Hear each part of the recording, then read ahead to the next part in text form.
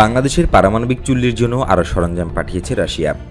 রাশিয়ার AEM টেকনোলজিসের পেত্রোজাবোদস্ক মাস শাখা বাংলাদেশের রূপপুর পারমাণবিক বিদ্যুৎ কেন্দ্রের ইউনিট 1-এর জন্য প্রধান সার্কুলেশন পাম্পের হাউজিং পাঠানো শুরু করেছে।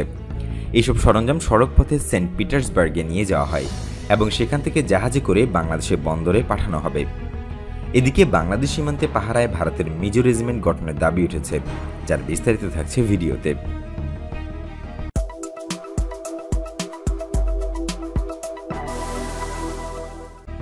গত 14 অক্টোবর জিও পদলস্ক অটোমেনের গোমাসের অংশ জানায় যে তারা রূপপুর প্ল্যান্টের ইউনিট 2-এর জন্য এক সেট গুরুত্বপূর্ণ সরঞ্জাম জাহাজে করে পাঠিয়েছে।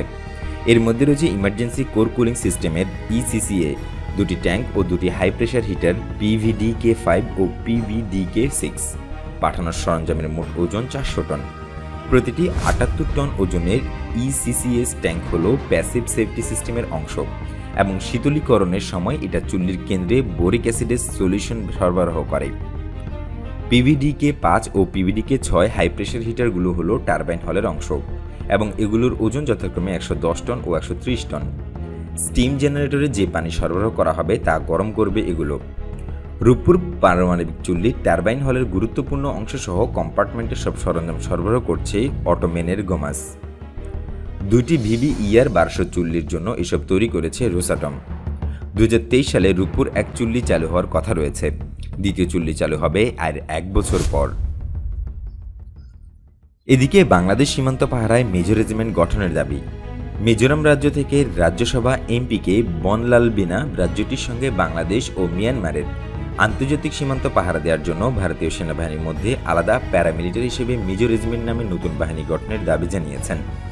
তার মতে এই রেজিমেন্ট স্থানীয় তরুণদের বেকারত্ব শুধু লাঘব করবে না, জাতীয় নিরাপত্তাও জোরদার করবে। মিজোরামের একমাত্র এই এমপি প্রতিরক্ষামন্ত্রী রাজনাথ সিং এর সঙ্গে দেখা করে তাকে মিজো রেজিমেন্ট প্রতিষ্ঠার জন্য প্রাথমিক উদ্যোগ গ্রহণের আহ্বান জানান। ব্রিটিশ প্রতিরোধ আন্দোলনে মিজোরদের সংগ্রাম সবার জানা।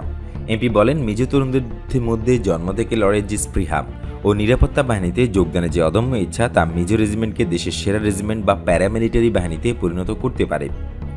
মিয়ানমার ও বাংলাদেশের সঙ্গে মিজোরামের যথাক্রমে 404 ও 318 কিলোমিটার সীমান্ত রয়েছে। বর্তমানে মিয়ানমারের সীমান্ত পাহারা দেয় আসাম রাইফেলস ও বাংলাদেশ সীমান্ত বর্ডার সিকিউরিটি ফোর্স বা BSF। তারা চোরাচালান তৎপরতাও সামাল দিচ্ছে। মিয়ানমার থেকে প্রায়ই হিরোইন চোরাচালান হয়ে মিজোরামে আসে।